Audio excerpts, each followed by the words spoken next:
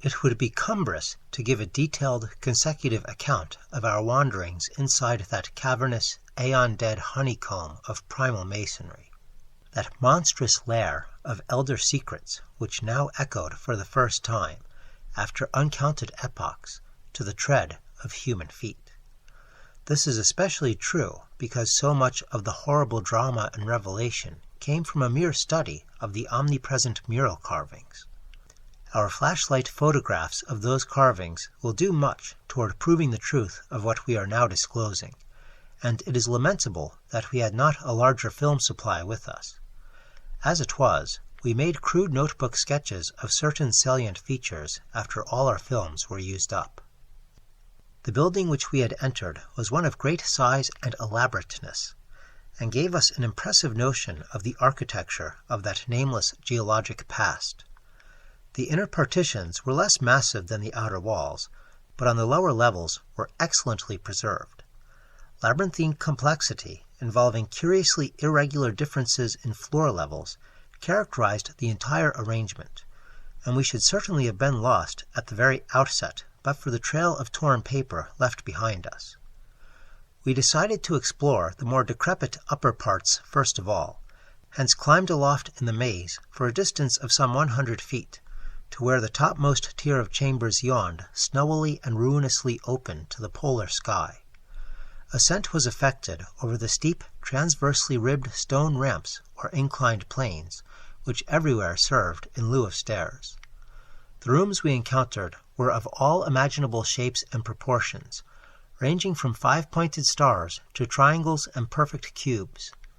It might be safe to say that their general average was about 30 by 30 feet in floor area and 20 feet in height, though many larger apartments existed. After thoroughly examining the upper regions and the glacial level, we descended story by story into the submerged part, where indeed we soon saw we were in a continuous maze of connected chambers and passages, probably leading over unlimited areas outside this particular building. The cyclopean massiveness and giganticism of everything about us became curiously oppressive, and there was something vaguely but deeply unhuman in all the contours, dimensions, proportions, decorations, and constructional nuances of the blasphemously archaic stonework. We soon realized from what the carvings revealed that this monstrous city was many million years old.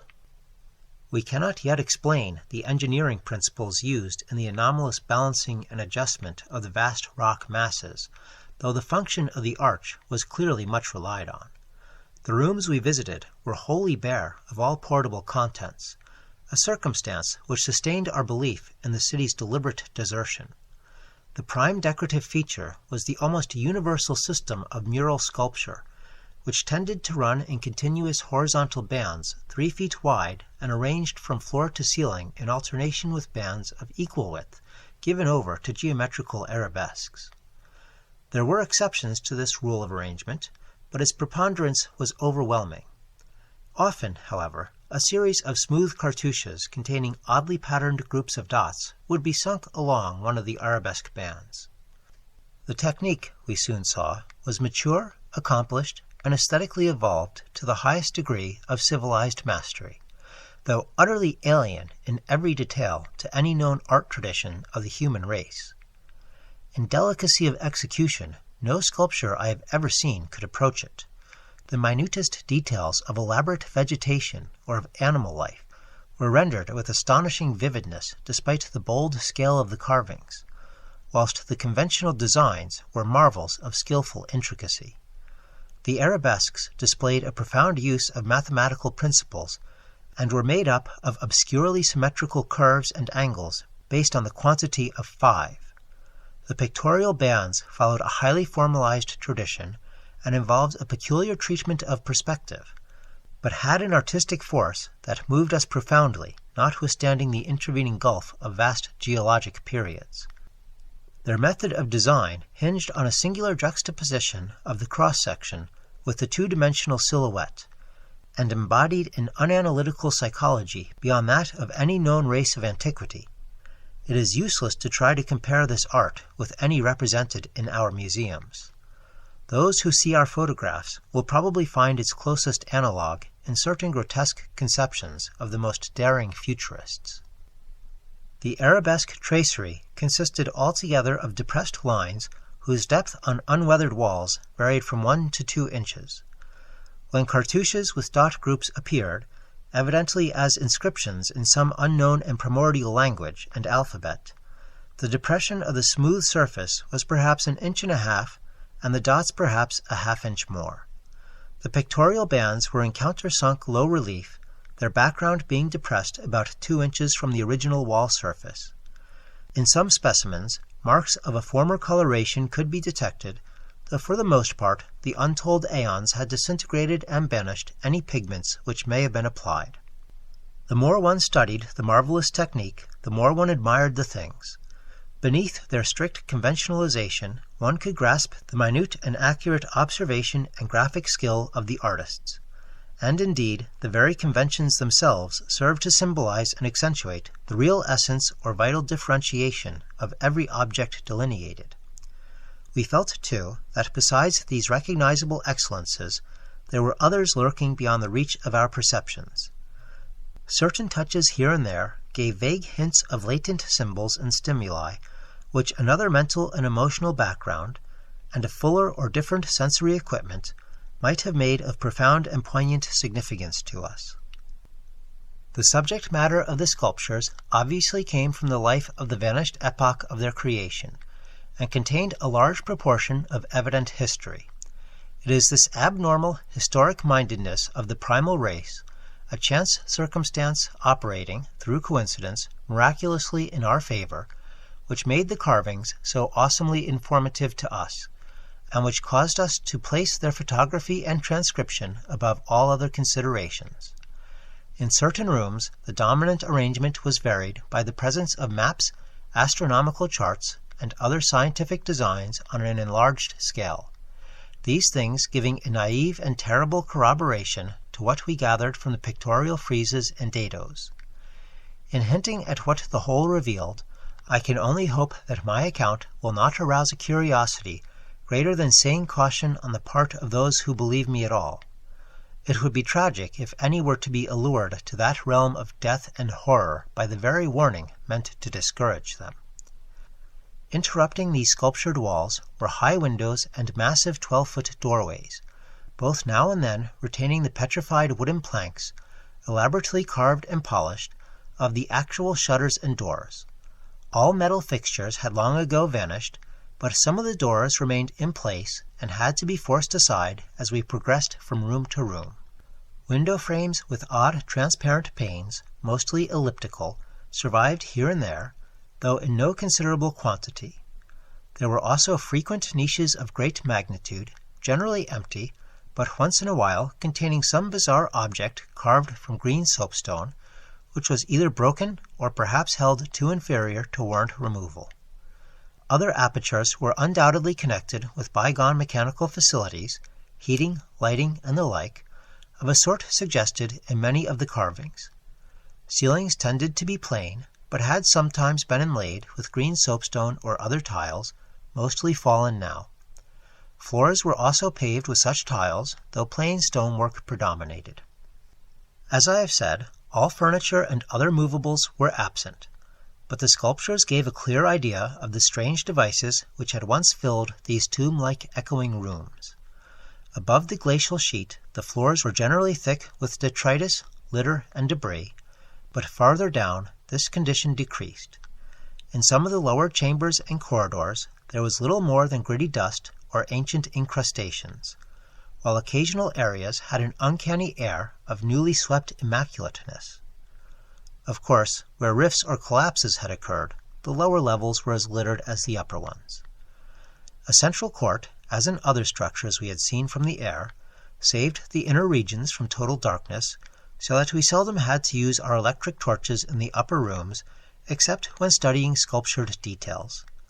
Below the ice cap, however, the twilight deepened, and in many parts of the tangled ground level there was an approach to absolute blackness. To form even a rudimentary idea of our thoughts and feelings as we penetrated this aeon-silent maze of unhuman masonry, one must correlate a hopelessly bewildering chaos of fugitive moods, memories, and impressions. The sheer appalling antiquity and lethal desolation of the place were enough to overwhelm almost any sensitive person. But added to these elements were the recent unexplained horror at the camp, and the revelations all too soon effected by the terrible mural sculptures around us. The moment we came upon a perfect section of carving, where no ambiguity of interpretation could exist, it took only a brief study to give us the hideous truth. A truth which it would be naive to claim Danforth and I had not independently suspected before, though we had carefully refrained from even hinting it to each other. There could now be no further merciful doubt about the nature of the beings which had built and inhabited this monstrous dead city millions of years ago, when man's ancestors were primitive archaic mammals, and vast dinosaurs roamed the tropical steppes of Europe and Asia.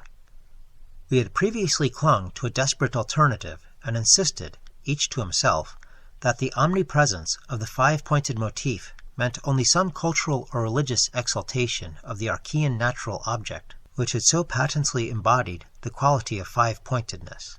As the decorative motifs of Minoan Crete exalted the sacred bull, those of Egypt the scarabaeus, those of Rome the wolf and the eagle, and those of various savage tribes some chosen totem animal. But this lone refuge was now stripped from us, and we were forced to face definitely the reason-shaking realization which the reader of these pages has doubtless long ago anticipated. I can scarcely bear to write it down in black and white, even now, but perhaps that will not be necessary. The things once rearing and dwelling in this frightful masonry in the age of dinosaurs were not indeed dinosaurs, but far worse. Mere dinosaurs were new and almost brainless objects, but the builders of the city were wise and old, and had left certain traces in rocks even then laid down well nigh 1,000 million years. Rocks laid down before the true life of Earth had advanced beyond plastic groups of cells. Rocks laid down before the true life of Earth had existed at all. They were the makers and enslavers of that life, and above all doubt the originals of the fiendish elder myths which things like the Pnakotic manuscripts and the Necronomicon affrightedly hint about. They were the great old ones that had filtered down from the stars when Earth was young, the beings whose substance an alien evolution had shaped, and whose powers were such as this planet had never bred. And to think that only one day before, Danforth and I had actually looked upon fragments of their millennially fossilized substance, and that poor Lake and his party had seen their complete outlines. It is of course impossible for me to relate in proper order the stages by which we picked up what we know of that monstrous chapter of pre-human life. After the first shock of the certain revelation, we had to pause a while to recuperate, and it was fully 3 o'clock before we got started on our actual tour of systemic research. The sculptures in the building we entered were of relatively late date, perhaps 2 million years ago, as checked up by geological, biological, and astronomical features, and embodied in art which would be called decadent in comparison with that of specimens we found in older buildings after crossing bridges under the glacial sheet. One edifice hewn from the solid rock seemed to go back 40 or possibly even 50 million years to the lower Eocene or Upper Cretaceous, and contained bas-reliefs of an artistry surpassing anything else, with one tremendous exception, that we encountered.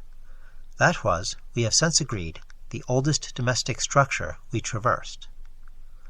Were it not for the support of those flashlights soon to be made public, I would refrain from telling what I found and inferred, lest I be confined as a madman. Of course, the infinitely early parts of the patchwork tale, representing the pre-terrestrial life of the star-headed beings on other planets and in other galaxies and in other universes, can readily be interpreted as the fantastic mythology of those beings themselves. Yet such parts sometimes involved designs and diagrams so uncannily close to the latest findings of mathematics and astrophysics that I scarcely know what to think. Let others judge when they see the photographs I shall publish. Naturally, no one set of carvings which we encountered told more than a fraction of any connected story. nor did we even begin to come upon the various stages of that story in their proper order. Some of the vast rooms were independent units so far as their designs were concerned, whilst in other cases a continuous chronicle would be carried through a series of rooms and corridors. The best of the maps and diagrams were on the walls of a frightful abyss, below even the ancient ground level, a cavern perhaps 200 feet square and 60 feet high, which had almost undoubtedly been an educational center of some sort. There were many provoking repetitions of the same material in different rooms and buildings. Since certain chapters of experience and certain summaries or phases of racial history had evidently been favorites with different decorators or dwellers. Sometimes, though, variant versions of the same theme proved useful in settling debatable points and filling in gaps. I still wonder that we deduced so much in the short time at our disposal. Of course, we even now have only the barest outline, and much of that was obtained later only from a study of the photographs and sketches we made.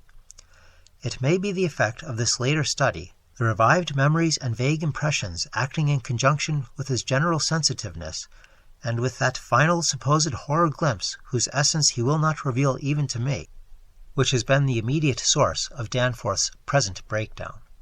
But it had to be, for we could not issue our warning intelligently without the fullest possible information, and the issuance of that warning is a prime necessity. Certain lingering influences in that unknown Antarctic world of disordered time and alien natural law make it imperative that further exploration be discouraged.